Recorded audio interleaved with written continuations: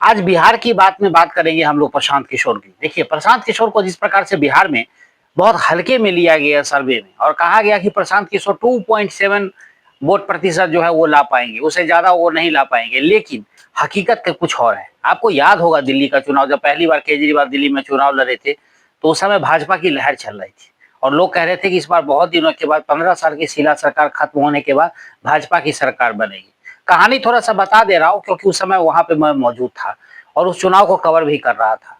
तो उस समय लोगों को लगा कि इस बार भाजपा की सरकार बनेगी और लोग जो हैं इसमें काफी जो है वो भाजपा के लोग काफी गदगद थे। उनको लग रहा था कि इस बार तो सरकार बन ही जाएगी। लेकिन केजरीवाल की जिस प्रकार से एंट्री हुई और वहाँ के लोकल बाजारों में, वहाँ पे जैसे कि दिन के हिसाब से बाजार लगते हैं कई इलाकों में, जैसे बुध बाजार हो गया, सोम बाजार हो गया, मंगल बाजार हो गया, रवि बाजार हो गया, तो ऐसे बाजार लगते हैं। वहाँ भी सदस्यों की संख्या बढ़ाई जाती थी और बड़ा ही टेक्निकल तरीके से और नया नया तरीका अपना करके केजरीवाल ने लोगों को संगठित किया। और जिस प्रकार से अन्ना आंदोलन से वो निकल के आए और जिस प्रकार की व्यवस्था बनी, उसमें क्या हुआ दिल्ली में, और कांग्रेस की मदद से पहली बार उनकी सरकार बनी और बाद में 10 साल तक उन्होंने शासन किया।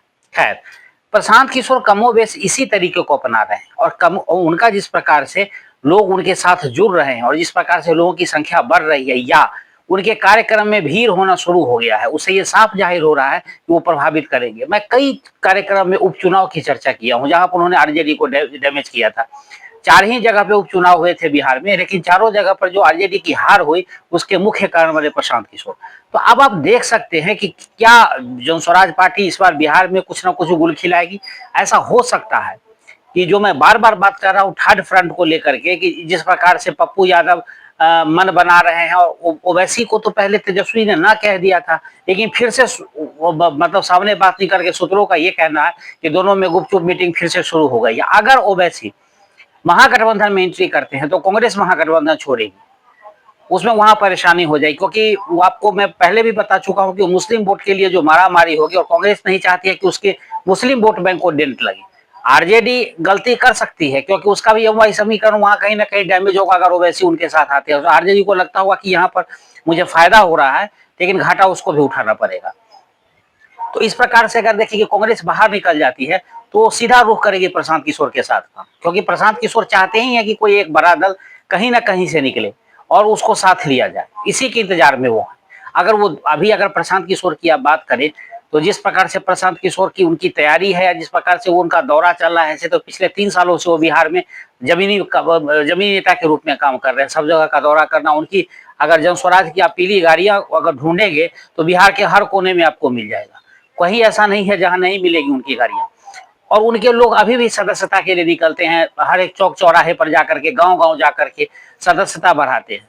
अब क्या हो गया है कि प्रशांत किशोर उतने ही हमलावर और मुखर तरीके से हमलावर हो गए हैं सरकार के ऊपर। सरकार में भ्रष्टाचार को लेकर के, लॉ एंड ऑर्डर को लेकर के, मुख्यमंत्री के स्वास्थ्य को लेकर के वो सीधा सीधा कहते हैं कि मुझ पर केस कर दीजिए।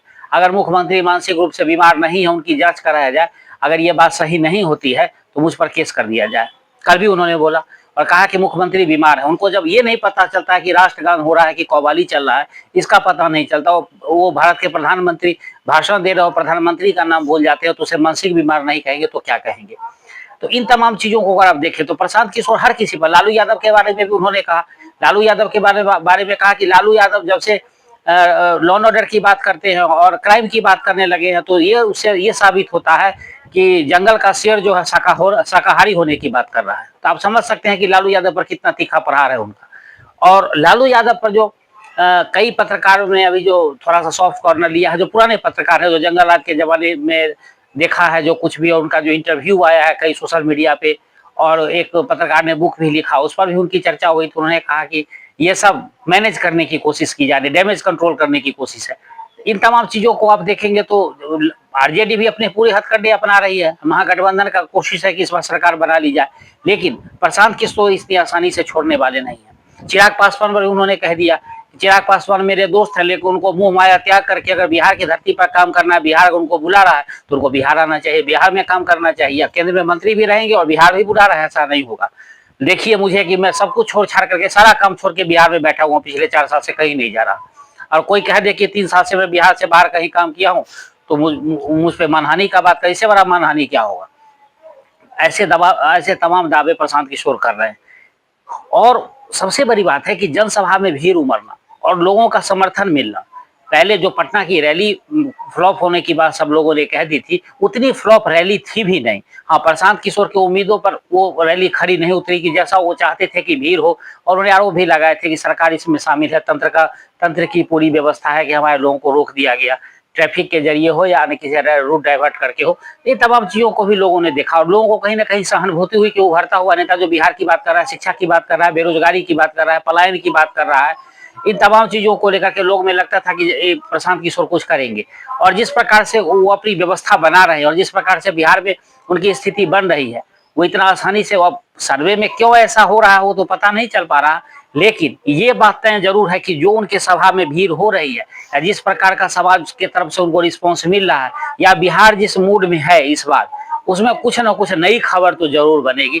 हाँ, ये अलग बात है कि अब कुछ नई ऐसी योजनाएं एनडीए के द्वारा दे दिया जाए जो जनता फिर उसकी तरफ चले जाए तो अलग बात है, लेकिन कुछ नई व्यवस्था बनने की जगह जरूर बन रही है।